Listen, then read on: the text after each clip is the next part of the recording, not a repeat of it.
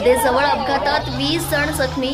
वावडदे तालुका जिल्हा जळगाव दिनांक 1 ऑगस्ट रोजी 10 वाजता वावडदे पाचोरा रोड हॉटेल प्रधान जवळच सुरेश विक्रम पाटील यांच्या शेताजवळ नागमोडी वळण असल्याने वावडदेकडून जाणारी LH पाटील कन्स्ट्रक्शनची डंपर माल वाहतूक व पाचोराकडून येणारी लक्झरी यांचा अपघात झाला आहे।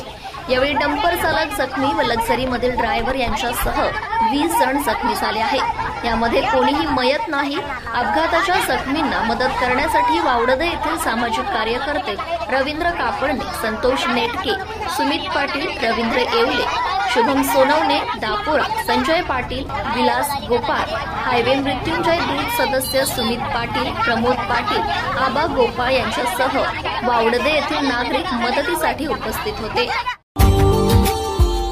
Subscribe now and press the bell icon. Never miss an update.